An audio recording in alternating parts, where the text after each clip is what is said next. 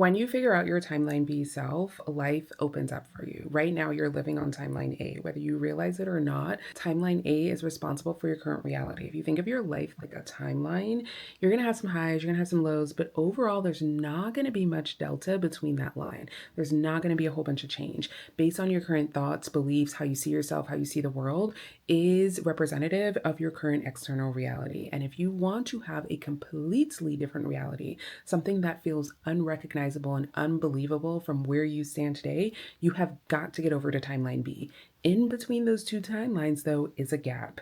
The gap between who you are today and who you are on the other side. Because the you on the other side, how you see your current problems, questions, decisions, is wildly different from how your timeline B self sees them. Step one is being aware of who is your timeline B self. How do they think? How do they speak? What do they believe about themselves? What do they believe about failures? What do they believe about mistakes? What do they make things mean about themselves? And how does that differ from the version of you today, timeline A? Who is your timeline A self? How do you speak about yourself? What do you believe is possible for your life? What are your fears, your limitations, the constant thought pattern that is running in the background that is responsible for your timeline A? I encourage you to get out a piece of paper, write timeline A on one side, list out all the qualities, traits, thoughts, beliefs, and then go into timeline B. When you think about what you want, you have to tap into who is the version of you that already has it. That's your timeline B self. On the other side of the paper, you're going to write down all of the traits, qualities, personality traits, beliefs, thoughts, inner world dialogue, how you show up in rooms, do you take up space,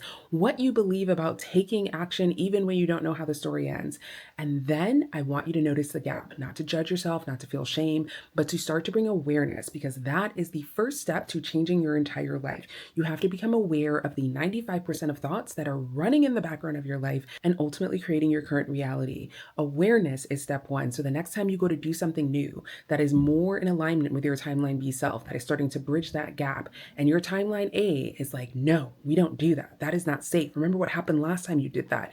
You can start to understand that that thought is not you. That is just the old self kicking and screaming. If you are locking into your timeline B self in 2026, drop below. Tell us about who that version of you is. Tell us about your timeline B self, not just what you have, but who you are. How do you move? How do you think? What do you believe about yourself and the world around you?